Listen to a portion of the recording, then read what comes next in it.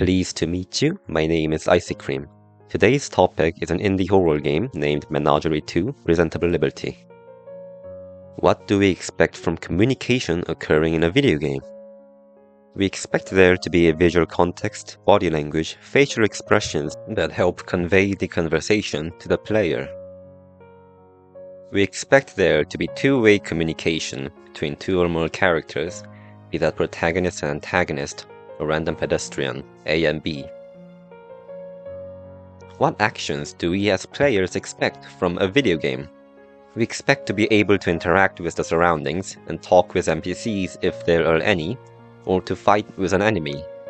We want multiple different and immersive scenes or maps to explore and to uncover secrets. What would happen if we were to be deprived of the elements that I mentioned earlier? What if we were confined in a single space with very limited interaction with one-way communication? One game that answers this question is a horror game called Menagerie 2 Presentable Liberty.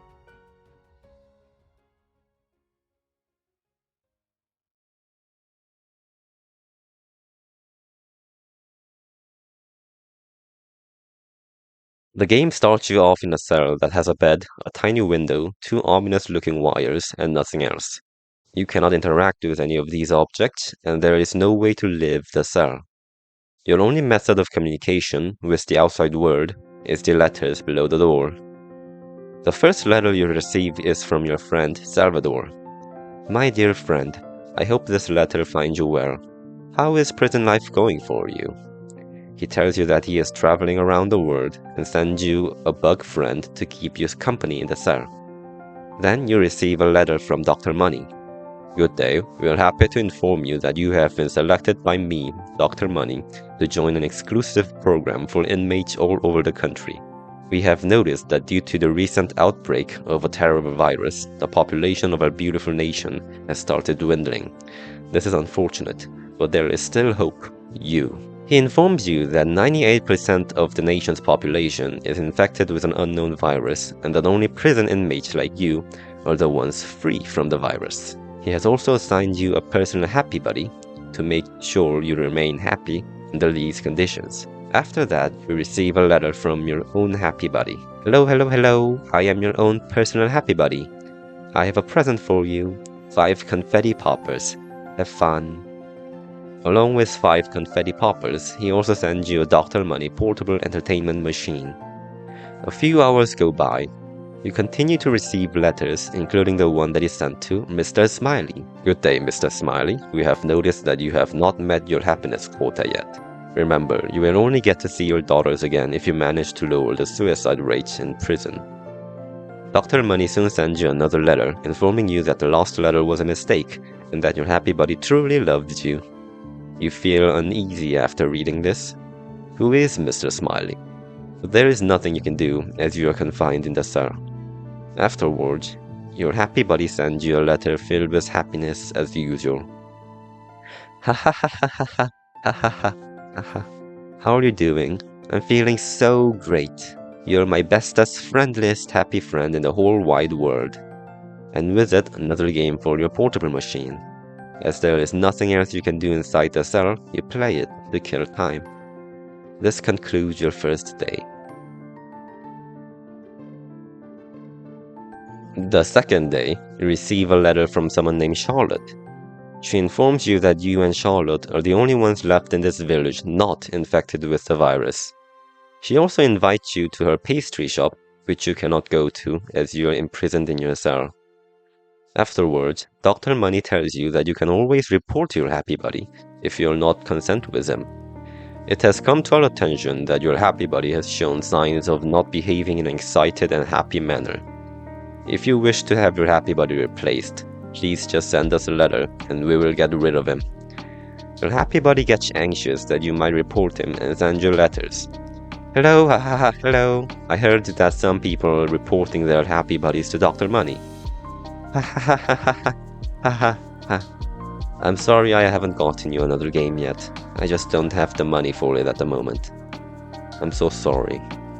So very sorry.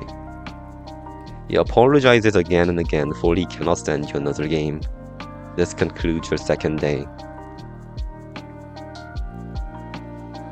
The next day, your happy buddy sends you another letter. Morning, morning, morning. I have some very, very good news for you. He has spent his last bit of money to send you this game. He keeps reassuring you that he is okay despite having spent all his money for you. He just wants you to stay happy. The feeling of uneasiness you have felt earlier only deepens after reading the letter. Charlotte then sends you a letter. So many people are dying. I watched them choke to death from my pastry shop's window.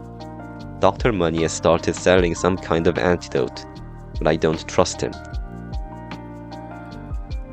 I'm increasingly concerned by the way he is ignoring the people's obvious suffering. The antidote he was talking about is only being sold at a ludicrous price.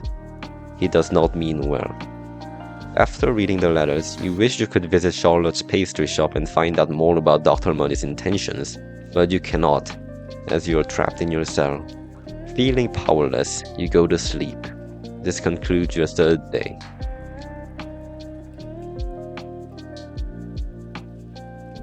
The next morning, your happy buddy sends you a letter.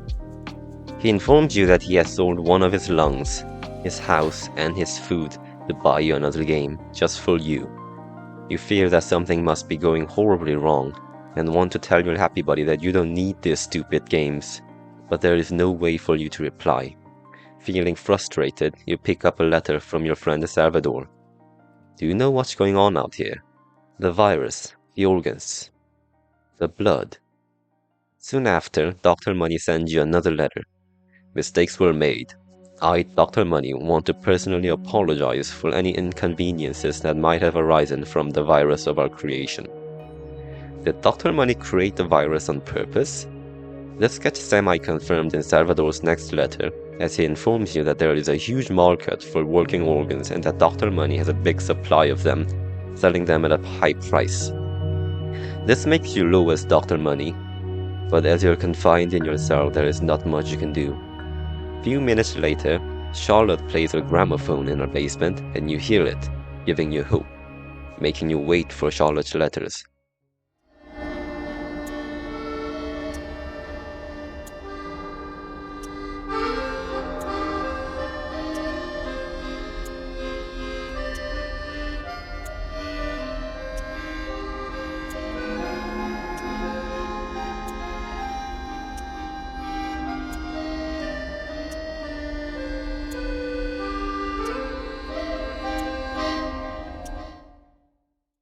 She continues to send you letters. The tone of the letters gradually darkens. There's no better times than these for a little music, but yet I feel lonely. Of course I could play the music again, but is it worth it? It will never be the same magical moment again. This can't go on forever. I don't even know how many people are dead. I think I am alone. Everyone is dead. She pledged you to come visit her, telling you that she will be waiting for you. But you cannot, as you are stuck in your cell. You get to sleep, your mind filled with bitterness.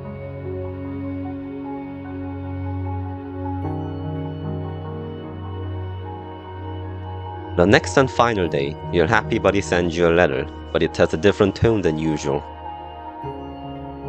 Goody morning, all good, all fine? I don't care. I am not your friend. I was never your friend. Dr. Money was blackmailing me. He kidnapped my daughters. He told me they were safe. He told me they would be okay as long as I kept you happy. But he lied. My daughters are dead. They died from the virus 2 days ago. I never even got to say goodbye. But to you, I will. You cannot lose hope as I now have. I have another game for you. I don't have the money for such expenses, but there's a huge market for organs now. I signed for them to take all of my organs, money up front. I will not survive the procedure, of course, but that's not important. You are one of the only ones left who are still healthy. Please do not lose hope. I hope you enjoy the game. I doubt it, because it isn't fun. Like seriously, not at all. I hope you keep going anyway. Always keep going. Do not give up like me. You never know how much more time you have. Goodbye. After you read the letter, you feel deeply sorry for your happy buddy. At the same time, your hatred towards Dr. Money is stronger than ever. At that moment, Dr. Money sends you a letter telling you to ignore all of Salvador's letters. But you, of course, ignore Dr. Money. You continue reading them, and Salvador tells you that he will release you from your prison. I think I can see your prison from here. Maybe 1 or 2 hours now. I cannot wait. And once I'm there, I will release you from your prison. Friend, I have arrived. Where is your cell? Where are these letters being sent to? I cannot seem to even enter the building. All the doors are locked. I broke in, but the elevator won't come, and there are no stairs. It seems that I have no way of getting to however high up you are. There must be a way. It is getting late, friend. Maybe I don't have to get up there. Maybe you could come down here. You know, this building you're in was never supposed to be a prison. There are no cells on the bottom floor, and looking at the plans, there are no cells here anywhere. Dr. Money must have repurposed this building for locking you up. But why would he do that? But no matter, what matters is that the lock on your cell door is powered by electricity, which means that if I manage to destroy the prison's generator, you will be free to leave, friend. Are you coming? Please tell me that you will come. I am so lonely. I'm sorry, friend. I'm sorry.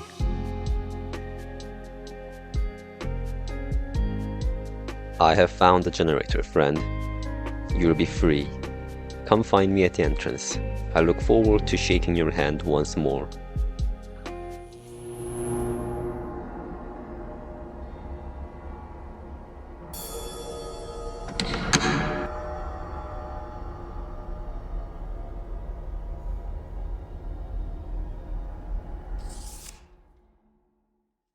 Oh, your friend tried to destroy the generator.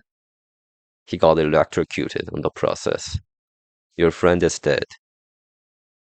They all are. Now your cell door may be open. But what do you think leaving will accomplish? This town is dead. You and I are the last ones here. Just stay in your cell. I will send someone to fix the generator for you. You will be able to keep playing games on your portable entertainment product without a care in the world. I will even tell you why you are here. You will never know that if you leave. You will be allowed to do whatever you wish to. On one condition. Do not open that door. You have a choice here. You can open the door or wait for Dr. Money to fix the generator. But of course, you decide to open the door.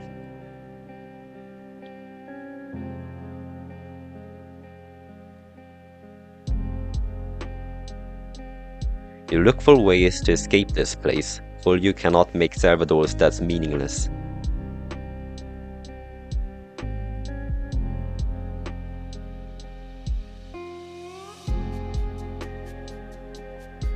Outside, you find doors after doors after doors, and a switch of some kind.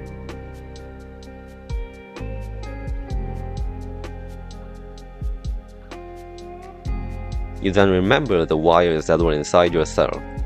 You hurry back to your cell and connect it.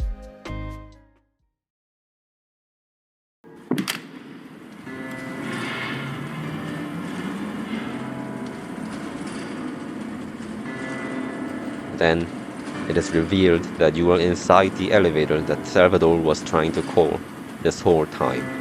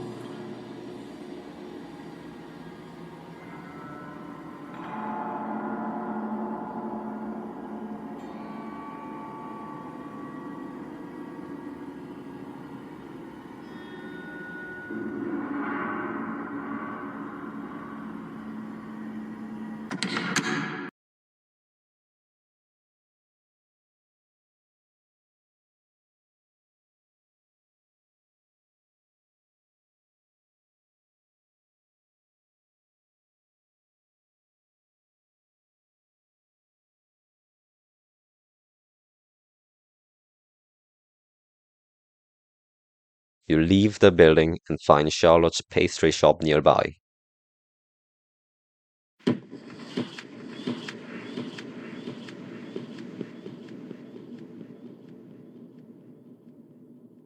Inside, you find a note written by Charlotte.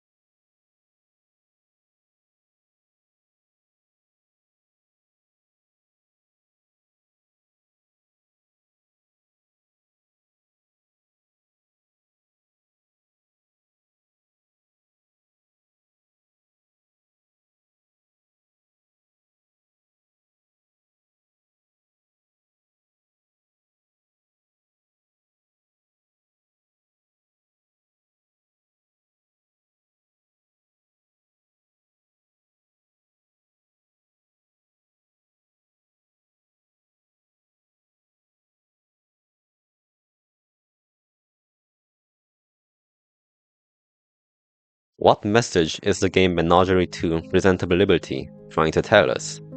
Before we dive into this, please keep in mind that there can be many different and equally plausible interpretations, and that this video is entirely my subjective opinion. If you have any other interpretations, please feel free to write them down in the comments section. Presentable Liberty actively refuses the conventions of modern game. As I have mentioned in the intro, the player is confined in a single space with very limited interaction, and there is no way to respond to the letters. We are forced to either sit in our cell, doing nothing, or to play with our handheld gaming device while waiting for all the letters. This causes feelings of helplessness and effectively personifies the perils of constriction and loneliness. This is most apparent when we are prohibited from answering the letters and forced to watch as Charlotte kills herself from feeling of helplessness. The cell that the player is confined in can also be interpreted as a metaphor for mundane daily lives of modern society and depression that comes along with it. Many people experience depression in their lives. We might feel as if we are alone in the world, with no one on my side.